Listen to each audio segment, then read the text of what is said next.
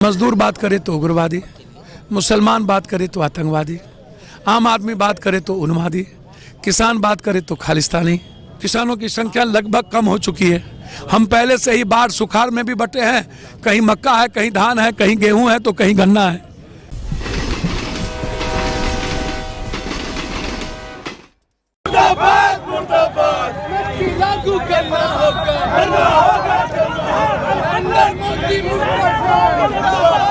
नमस्कार, मैं Vishnu Narayan the Bihar mail के लिए डाक बंगला चौराहे से और साथ में बातचीत करने के लिए हैं जाप मुखिया पप्पू यादव। एकदम वापस करवा के ही दम लेंगे क्या? पहले तो आप मोदी जी से पूछिए कि उनके घटक आज सड़क पे हैं और उनके कई घटक उनको साथ छोड़ दिए। बादल उनको नहीं समझा पाए और जिस किसानों से वो 7 साल से सत्ता में है आज उनको क्यों नहीं समझा पाते। मजदूर बात करे तो उग्रवादी, मुसलमान बात करे तो आतंकवादी, आम आदमी बात करे तो उन्मादी, किसान बात करे तो खालिस्तानी। आप जुबरकर के मालिक को, गूगल के मालिक को, अदानी अंबानी को मेरे घर में प्रवेश कराओ। आप मेरी जिंदगी तबाह करने की तैयारी करो। आप मेरे राइट्स को छीन लो। 3 घंटे में तय कानून, क्या जरूरत पड़ी थी? मजदूरों के खिलाफ आपने कानून लाया, क्या जरूरत पड़ी थी?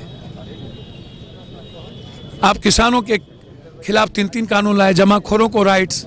हम क्या तय करेंगे, फसल बोएंगे, आप तय करोगे। हमारे घर में आप आओगे।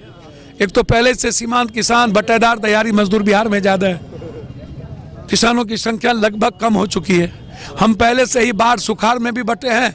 कहीं मक्का है, कहीं धान है, कहीं गेहूं है तो कहीं गन्ना है। उत्तर पश्चिम और पंजाब हरियाणा की तरह एक फसल या 2 फसल वाली नहीं है। हमारी स्थिति पहले से भी डमना है और पहले से हम अपनी चिंता कम, फ्यूचर की चिंता ज़्यादा करते हैं। तो पहले से हम फंसे हुए हैं जहरों में। आप मंडी 2006 में ही हमारी समाप्त कर दी गई, तब भी हम लड़े थे। पहला कानून जब आया तो बीजेपी के ऑफिस के सामने लाठी चली थी हमारे वर्कर पर, हमारे साथियों पर, एमएलए पर।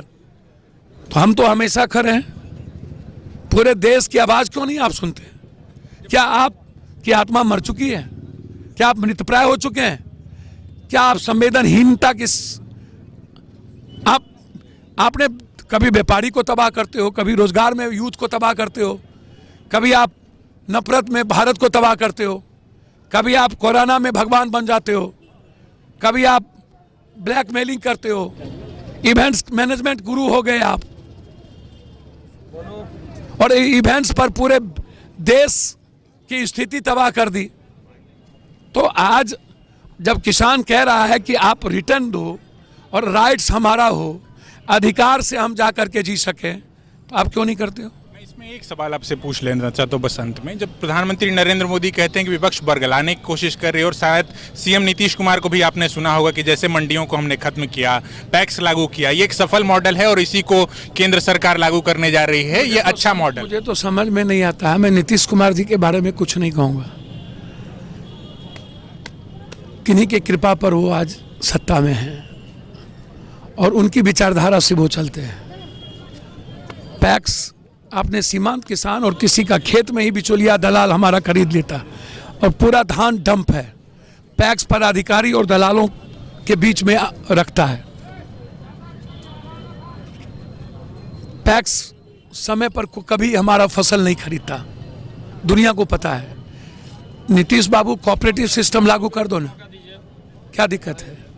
और दूसरी तरफ मंडी सिस्टम को रहने दो ना, ताकि मैं अपने राइट्स को लिखित दे दो और हम अपने राइट्स को जाके लिखित ले सकें। आपको जब किसान कह रहा है तो क्या प्रॉब्लम है?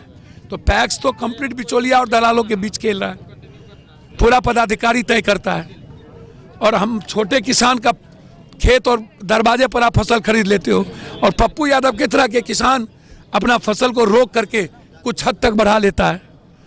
तो नीतीश बाबू क्या बोलते हैं, मेरा उस पर कुछ नहीं कहना। आज किसानों का सवाल और किसान क्या बोलता है, नीतीश बाबू को बादल जी को समझाना चाहिए और एआईडीएमके को समझाना चाहिए, जो एनडीए का घटक है उनको समझाना चाहिए और भारत के किसान को समझाना चाहिए। नीतीश बाबू, दुर्भाग्य है बिहार के किसानों का, वो अपनी जिंदगी और अपने बच्चों की फ्यूचर की जिंदगी के बारे में नहीं सोचता, नहीं तो आज ये हालात नहीं होते।